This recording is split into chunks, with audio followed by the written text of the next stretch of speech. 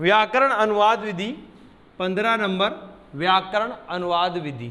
देखिए इसमें क्या क्या है कि भाषा शिक्षण की इस विधि को भंडारकर विधि, एक नाम आएगा आपके रामकृष्ण गोपाल भंडारकर, जिन्होंने संस्कृत में सबसे पहले इसका प्रयोग किया, इसीलिए उनके नाम पर ही इसका क्या नाम पड़ गया, भंडारकर विधि। पूरा नाम याद रखिए आप, रामकृष्ण गोपाल भंडारकर था, उनके नाम पर ही इसका नाम क्या पड़ा, भंडारकर विधि, अथवा शास्त्रीय विधि अथवा परंपरागत विधि भी कहते हैं। तो व्याकरण अनुवाद विधि को क्या क्या कहते हैं, भंडारकर विधि, शास्त्रीय अनुवाद विधि तथा परंपरागत विधि के नाम से भी जाना जाता है। भंडारकर विधि, शास्त्रीय विधि और परंपरागत विधि कौन सी है, व्याकरण अनुवाद विधि। ठीक है, बहुत इंपॉर्टेंट है, तीनों नाम इसी के हैं।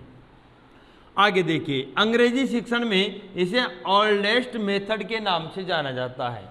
ऐसी कौन सी शिक्षण विधि है जिसे अंग्रेजी शिक्षण में ओल्डेस्ट मेथड के नाम से जाना जाता है, तो आप बताएंगे व्याकरण अनुवाद विधि। और ये ओल्डेस्ट मेथड आप यहाँ देखो, ये परंपरागत विधि मतलब पुरानी विधि, ओल्डेस्ट मेथड कह सकते हैं हम, तो ये याद हो जाएगा, तो ये भी याद रहेगा अपने को। आगे देखो, इस विधि में द्वितीय भाषा सिखाने के लिए व्याकरण और अनुवाद प्रक्रिया का सहारा लिया जाता है। दूसरी भाषा सिखाने के लिए इसमें किन किन चीज़ों का सहारा लिया जाता है, एक तो व्याकरण का और एक अनुवाद, यानी कि इंग्लिश का हिंदी में ट्रांसलेशन करना, हाँ तो अनुवाद करते हैं ना अपन, भाई इसका अनुवाद करो, तो अनुवाद करना, तो एक भाषा का दूसरी भाषा में अनुवाद किया जाता है, तो इसमें व्याकरण और अनुवाद प्रक्रिया का सहारा लिया जाता है। व्याकरण जैसे मान लो कोई शब्द है, उसका अर्थ देखने के लिए, और आगे देखो आप अनुवाद करने के लिए, सेंटेंस को जमाने के लिए व्याकरण की जरूरत पड़ेगी नहीं पड़ेगी। इस विधि में बालक को द्वितीय भाषा के व्याकरण का ज्ञान कराया जाता है। जैसे आप मान लीजिए, जैसे कि हिंदी से अंग्रेजी में ट्रांसलेट करवा रहे हो, अंग्रेजी से हिंदी में ट्रांसलेट करवा रहे हो, तो द्वितीय भाषा अपन मान लो अपनी मातृभाषा तो क्या है, हिंदी है, अब हमें अंग्रेजी सीखनी है, तो उसमें ट्रांसलेट करवाएगा हिंदी के वाक्यों को अंग्रेजी में, तो द्वितीय भाषा के व्याकरण का ज्ञान कराया जाना जरूरी है, तभी तो उसमें ट्रांसलेट करना सीखेगा। बालक मातृभाषा में वाक्य की रचना करता है, तो बालक वाक्य की रचना किसमें करता है, मातृभाषा। जैसे अपन हिंदी में कहेंगे राम खाना खाता है, हिंदी में बना लिया आपने, इस वाक्य का अनुवाद द्वितीय भाषा में करता है, फिर इस वाक्य का अनुवाद अंग्रेजी में करेगा, यानी कि जो द्वितीय भाषा सीखनी है, या मान लो संस्कृत में करेगा, गुजराती, कोई सी भी भाषा सीखनी हो उस भाषा में उसका अनुवाद करेगा। तो दोबारा देखो, यह शिक्षण की व्याकरण अनुवाद विधि की भाषा शिक्षण की इस विधि को भंडारकर विधि, शास्त्रीय विधि या परंपरागत विधि के नाम से भी जाना जाता है। अंग्रेजी शिक्षण में इसे क्या कहा जाता है, ओल्डेस्ट मेथड के नाम से जाना जाता है। इस विधि में द्वितीय भाषा सिखाने के लिए व्याकरण और अनुवाद प्रक्रिया का सहारा लिया जाता है। इस विधि में बालक को द्वितीय भाषा का व्याकरण, द्वितीय भाषा के व्याकरण का ज्ञान कराया जाता है।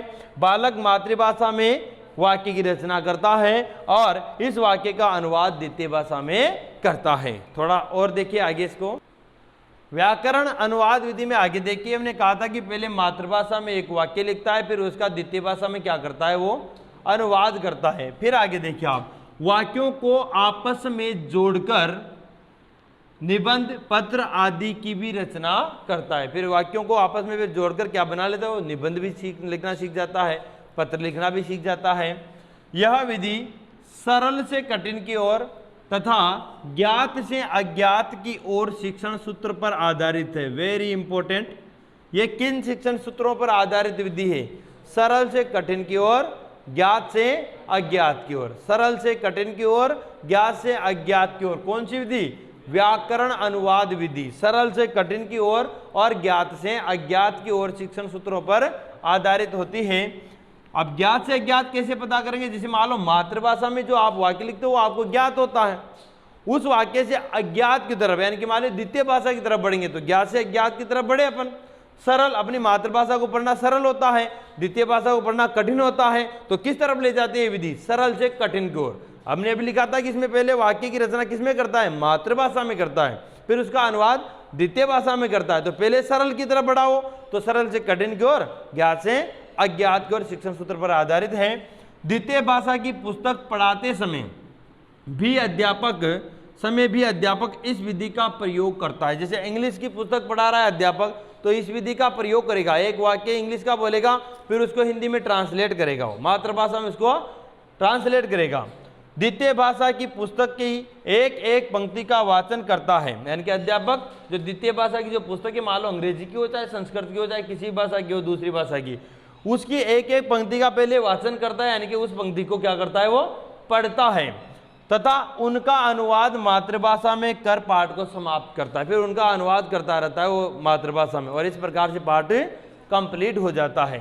तो देखो दोबारा, वाक्यों को आपस में जोड़कर निबंध पत्र आदि की रचना करता है। यह विधि सरल से कठिन की ओर, ज्ञात से अज्ञात की ओर शिक्षण सूत्रों पर आधारित होती है। द्वितीय भाषा की पुस्तक पढ़ाते समय अध्यापक भी इस विधि का प्रयोग करता है।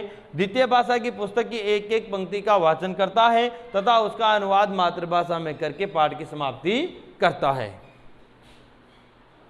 व्याकरण अनुवाद विधि में आगे देखिए क्या होता है कि वर्तमान में अंग्रेजी व संस्कृत शिक्षण में, वर्तमान में कौन कौन से शिक्षण में, अंग्रेजी व संस्कृत शिक्षण में इस विधि का प्रयोग अधिक किया जा रहा है। किया जा रहा है सभी जानते हैं, जो भी मार साहब संस्कृत पढ़ा होगा उनको अनुवाद करेगा, जो अंग्रेजी पढ़ाएंगे वो उस अंग्रेजी पाठ का हिंदी में अनुवाद करेंगे, और क्या।